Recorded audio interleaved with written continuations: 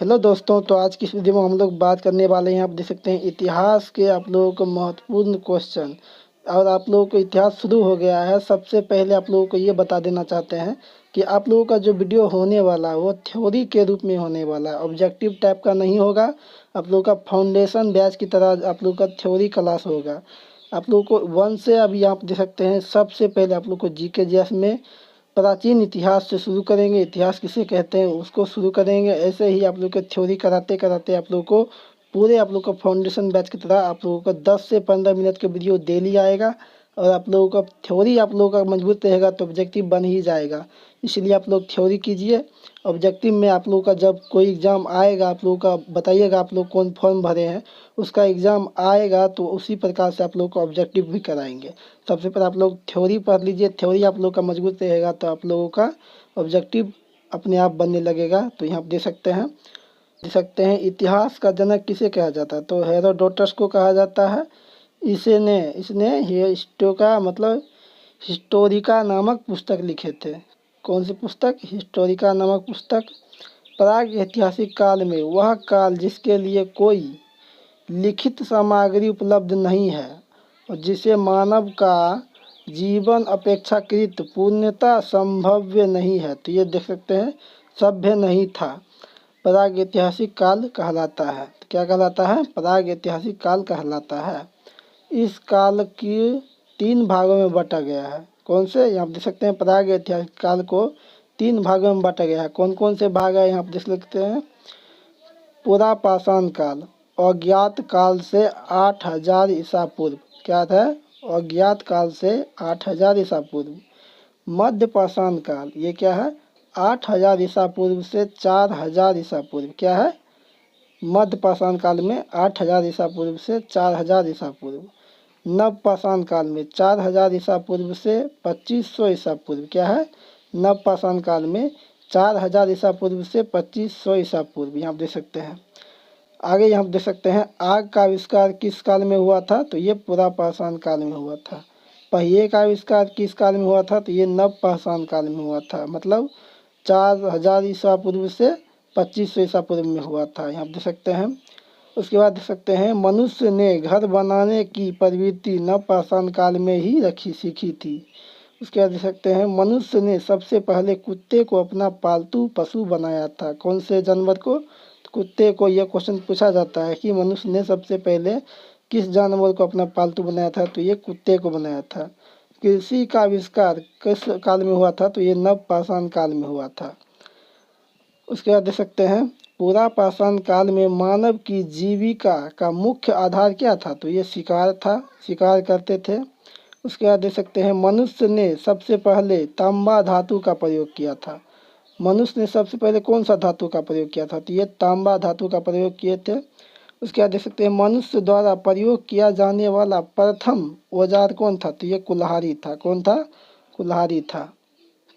उसके बाद देख सकते हैं मनुष्य कृषि का प्रथम उदाहरण मेहरगढ़ में है। कहाँ पर है? तो मेहरगढ़ में प्राप्त हुआ है।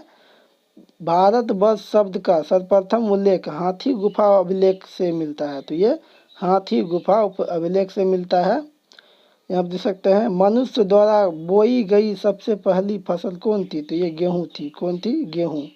जिन सिक्कों पर लेख नहीं और उन पर जो चिन्ह बनने हैं उनका ठीक ठीक ज्ञात नहीं है, ये सिक्के आहत सिक्के कहलाते हैं। क्या कहलाते हैं? आहत सिक्के। उसके बाद देख सकते हैं रोमिला थापर के अनुसार लोहे का उपयोग 800 ईसा पूर्व में आरंभ हुआ था। कब हुआ था? तो 800 ईसा पूर्व में।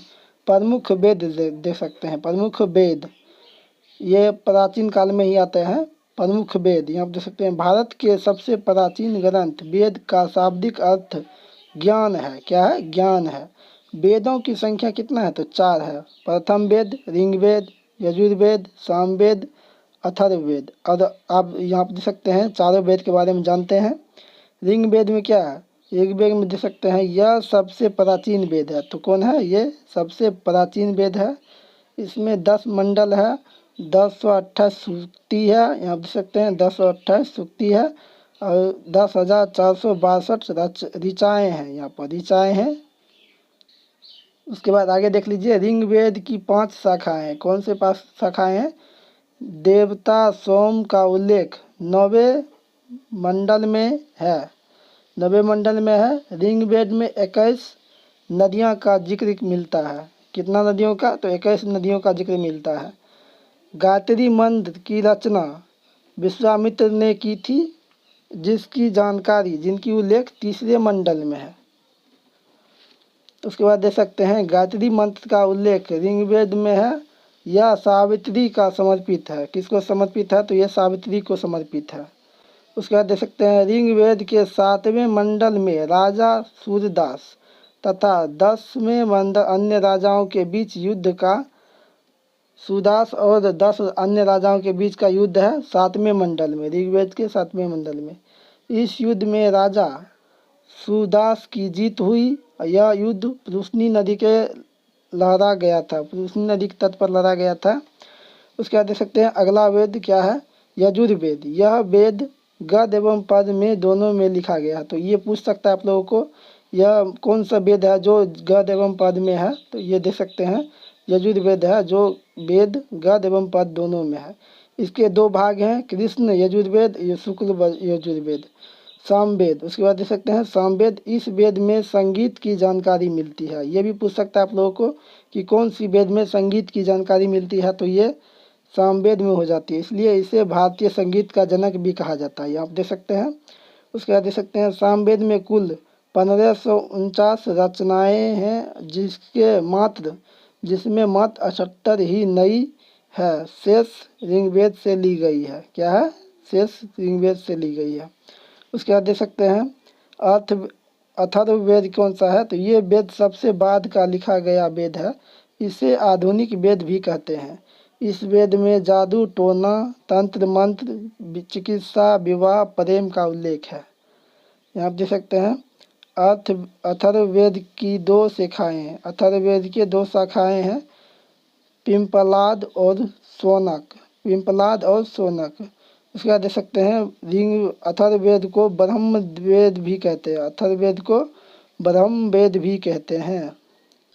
उसके बाद देख सकते हैं, इसमें ये बताया गया है कि सभा तथा समिति प्रजापति की 2 पुत्रियां हैं। वेदांग की कुल संख्या कितना है? तो ये 6 है। कितना है? 6 है।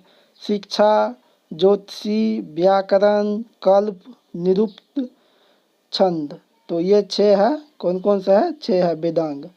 पुराणों की संख्या कितना है? तो ये 18 है। पुराणों के रचयिता लोमहर्ष।